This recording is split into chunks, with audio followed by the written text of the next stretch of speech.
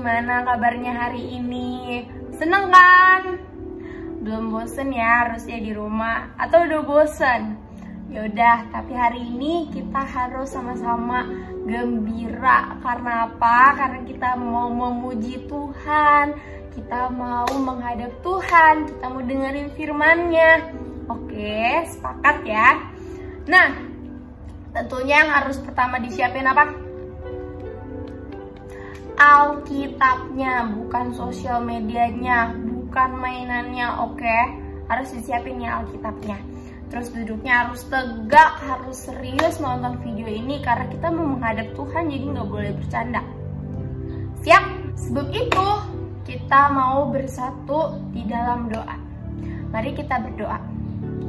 Tuhan Yesus yang baik, terima kasih atas segala berkat dan anugerah yang telah Engkau berikan kepada kami ya Tuhan. Hingga pada hari ini kami sehat ya Tuhan. Kami ingin mendengarkan firman-Mu ya Tuhan. Kiranya apa yang menjadi firman-Mu pada hari ini dapat kami terapkan dalam kehidupan kami sehari-hari. Berfirman-Lah ya Tuhan, kami siap mendengar. Amin. Pembacaan kita pada hari ini diambil dari satu kota di Perjanjian Baru. Ayo apa? Tebak. Depannya huruf K. Ya, betul sekali. Korintus. Pembacaan kita diambil dari 1 Korintus pasal 4 ayat 6 sampai 13. 1 Korintus pasal 4 ayat 6 sampai 13. Kakak kasih waktu untuk adik-adik baca ya.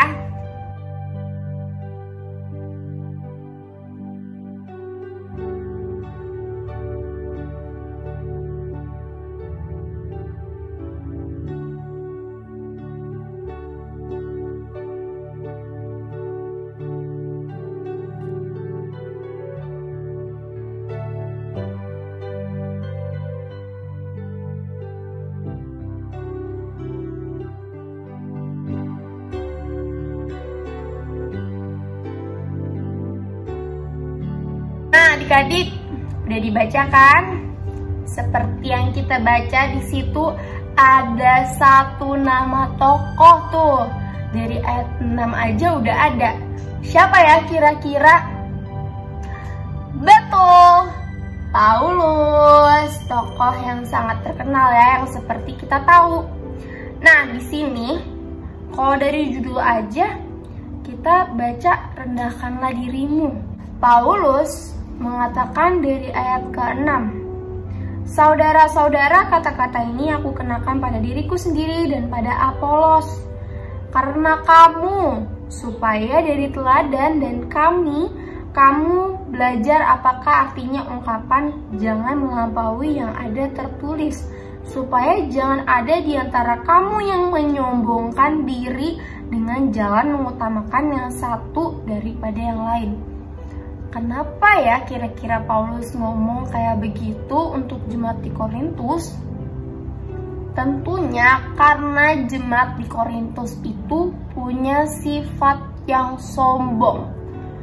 Paulus dan Apolos mereka mau melakukan pelayanan nih di Korintus, tapi jemaat di Korintus ini sombong. Mereka merendahkan Paulus dan Apolos. Mereka mencari-cari latar belakang terus diomongin. Jadi pelayanannya diremehkan sama mereka. Makanya Paulus ngomong kayak begini untuk mereka. Mereka banding-bandingin pelayanannya Paulus dan Apolos. Nah, di sini kenapa Paulus mengajarkan kita untuk bersifat rendah hati. Tapi sebelum kakak lanjut, kalian sendiri pernah gak sih merasa seperti jemaat di Korintus dalam kehidupan kalian? Gak ingat? Mau kakak bantu ingetin? Coba kita cek dari contoh berikut ini. Ah, ini gimana sih? Ini cupu banget. Ini pasti yang main anak kecil nih. Ah, cepetan dong. Ayo, adik-adik, pernah nggak ada yang kayak gitu? Yang main games, terus temennya dikatain payah dalam permainan, bahkan diremehkan, dibilang anak kecil nih yang main. Pernah nggak kalian seperti itu? Yaudah, kalian yang jawab sendiri ya. Nah, kita mau cek lagi contoh yang berikutnya. Udah main yuk. Kamu gak ada teman. Udah, kamu main sama Mais saja. Ayo. Kamu main sama Levi, udah kita seumuran juga. Kamu mah gitu, ayo. Kamu cukup. Nah, ada nggak tuh yang pernah kayak gitu juga, adiknya ngajak main, tapi kalian gak mau main sama dia karena umurnya lebih kecil, maunya main yang sama seumuran aja. Pernah nggak kalian ada yang kayak gitu juga? Kakak juga punya contoh berikutnya. Wisang, Ya, kenapa kak? itu si Bertus tadi ngajak main pas aku lagi nyapu di depan. Nggak mau? Kenapa nggak mau? Ya nggak apa-apa. Jadi aku bilang kamu lagi nggak mau main ya. Oke. Oke.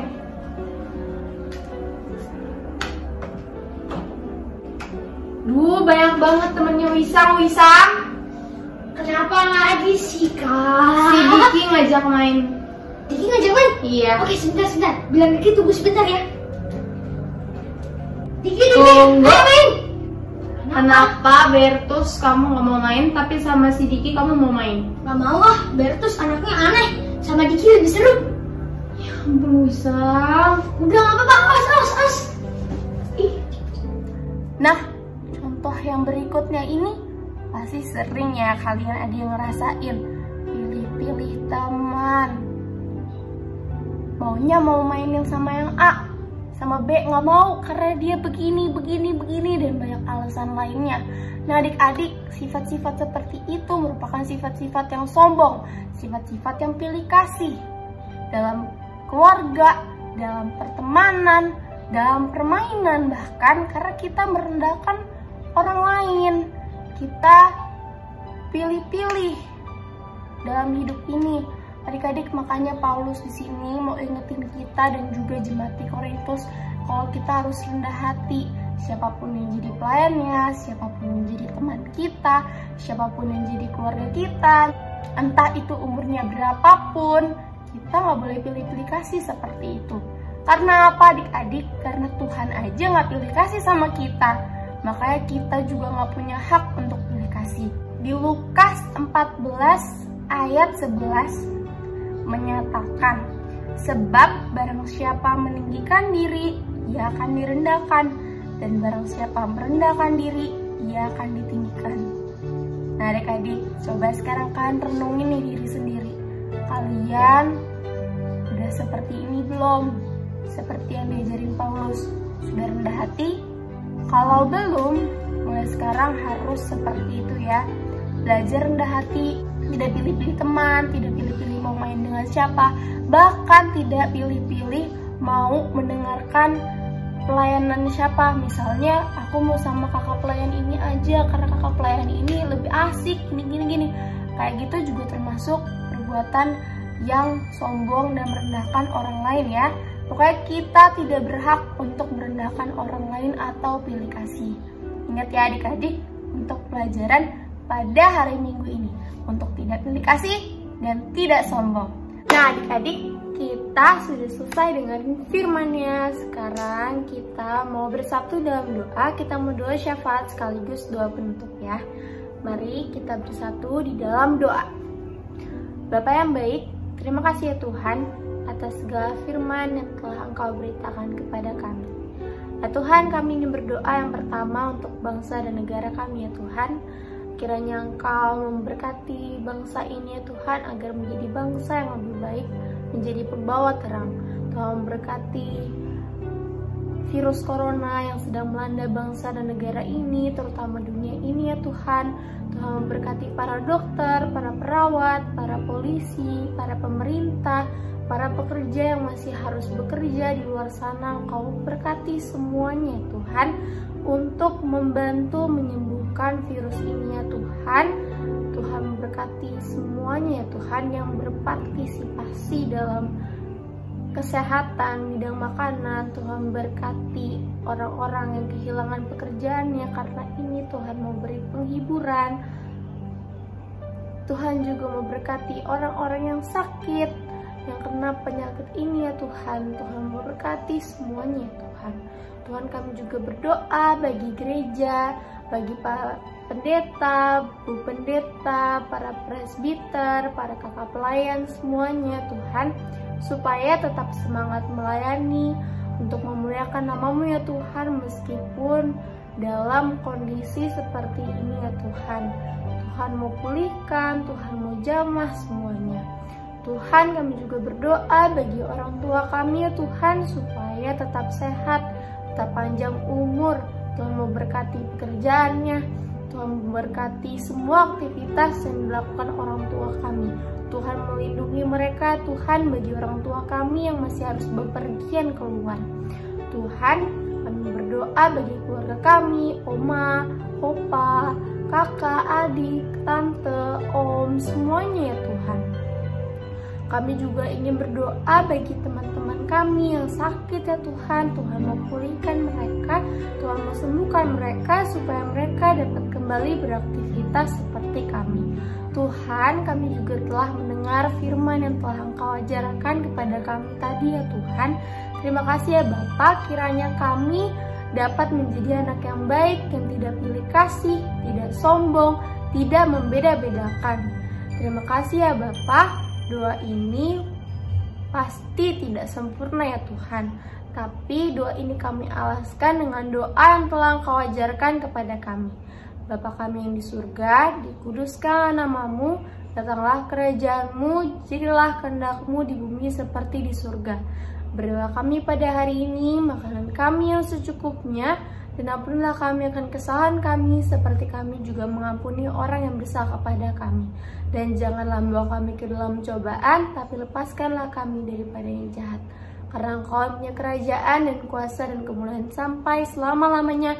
Amin. Nah, udah selesai deh ibadah pada hari Minggu ini. Senang sekali bertemu dengan adik-adik pada video kali ini. Selamat hari Minggu, Tuhan Yesus memberkati. Dadah.